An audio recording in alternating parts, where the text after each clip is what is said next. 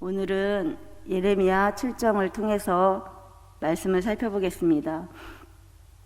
먼저 3절과 4절을 보겠습니다. 만군의 여호와 이스라엘의 하나님께서 이와 같이 말씀하시되 너희 길과 행위를 바르게 하라. 그리하면 내가 너희로 이곳에 살게 하리라. 너희는 이것이 여호와의 성전이라 하는 거짓말을 믿지 말라고 말씀하고 있습니다. 앞에 1, 2절에서는 여호와께서 예레미야를 향하여 성전문에서 말씀을 대언할 것을 명령한 사실을 소개하면서 이제 3, 4절에서 참 신앙의 삶에 역행하는 왜곡된 신앙 성전을 질타하는 내용을 다루고 있습니다. 먼저 서두에 예레미야가 전한 메시지가 자신의 말이 아니라 하나님의 말씀임을 밝히고 있습니다. 그것은 온 우주의 절대 주권자이시며 이스라엘의 언약주이신 하나님의 말씀이기에 하나님의 백성으로 불리는 선민은 누구도 예외 없이 그 말씀임을 밝히고 있습니다. 하나님의 백성으로 불리는 선민은 누구도 예외 없이 그 말씀에 순종으로 반응해야 하는 것입니다.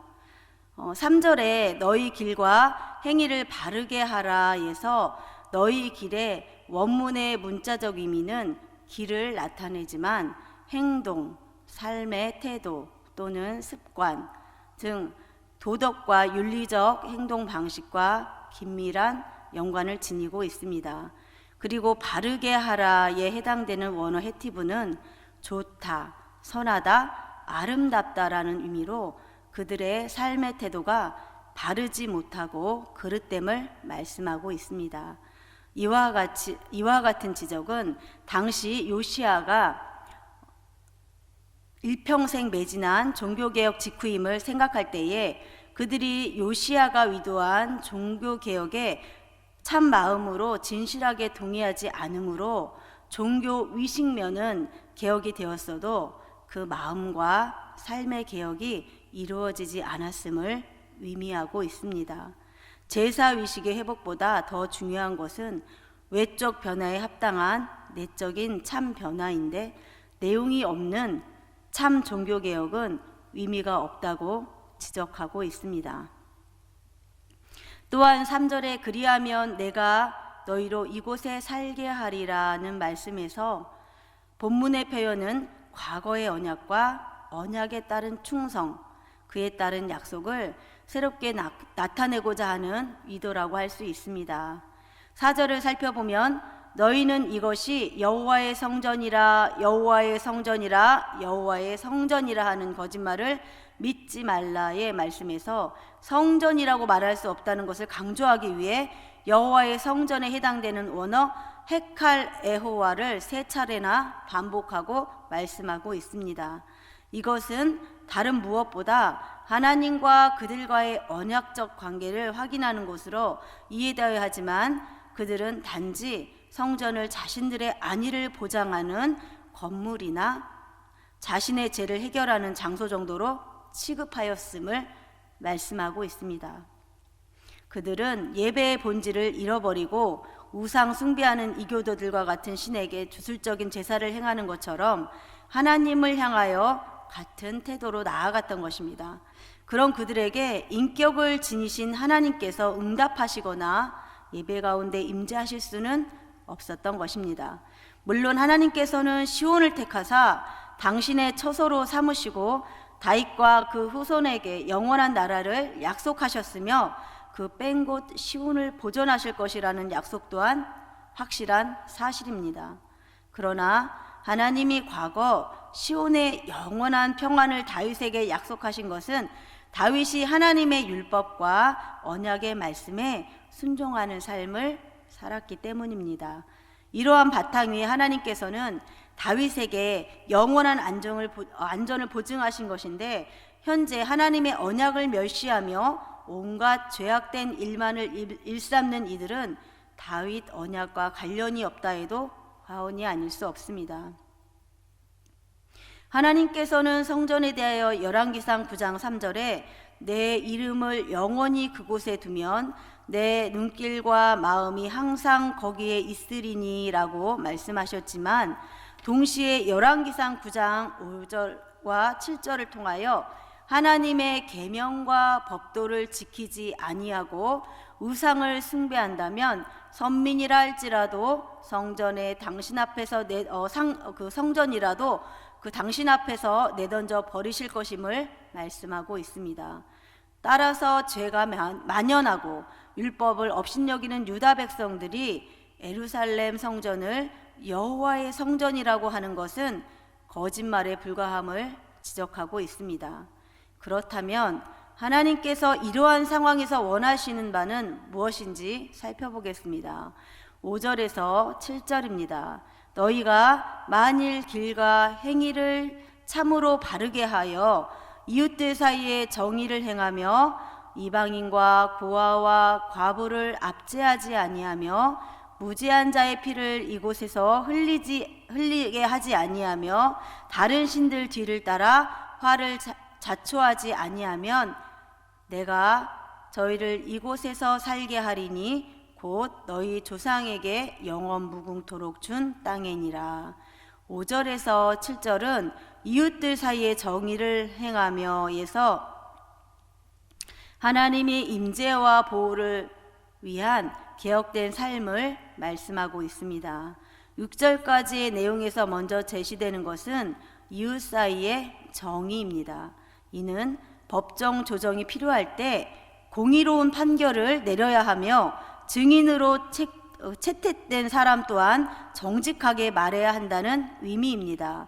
또한 7절에 이방인과 고아와 과부를 압제하지 아니하며에서는 여기에 제시된 이방인, 고아와 과부는 가장 대표적인 약자들을 말합니다.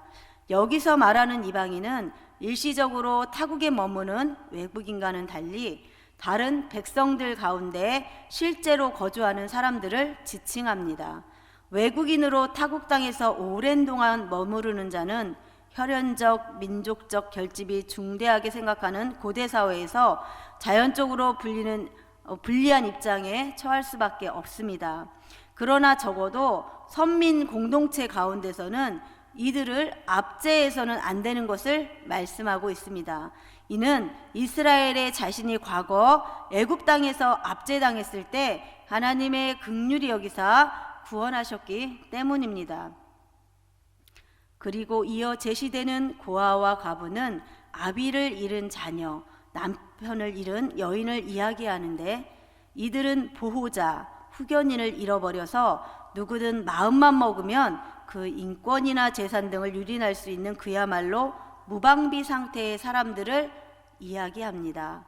본문은 이들을 압제하지 말라는 명령은 역으로 그들이 그동안 선민 곧 하나님의 백성으로서 위롭고 신실한 삶을 살지 않고 오직 악으로 치우친 삶, 도리어 이들을 압제하고 학대하고 착취하는 삶을 지적하고 있습니다. 또한 6절 마지막 부분에 다른 신들 뒤를 따라 화를 자초하지 아니하면의 말씀에서는 개혁되어야 할 삶의 단면으로 유일하신 하나님에 대한 신앙 회복을 말씀하고 있습니다.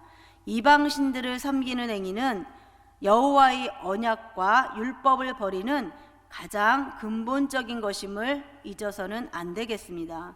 이어지는 9절과 10절은 에레미야 시대의 유다 사람들이 성전에서는 여호와를 섬기고 산당이나 다른 곳에서는 이방의 신들을 섬기는 종교 혼합주의에 빠져 있음을 보여주고 있습니다. 뒤를 따라로 번역된 아하레는 마땅히 하나님을 따라야 할 이스라엘의 헛된 거짓 신을 따르고 있음을 지적하는 의미로 사용하고 있습니다. 이는 우상 숭배에 따른 온갖 악행을 담습하는 것을 우회적으로 제시한 것으로 볼 수 있습니다.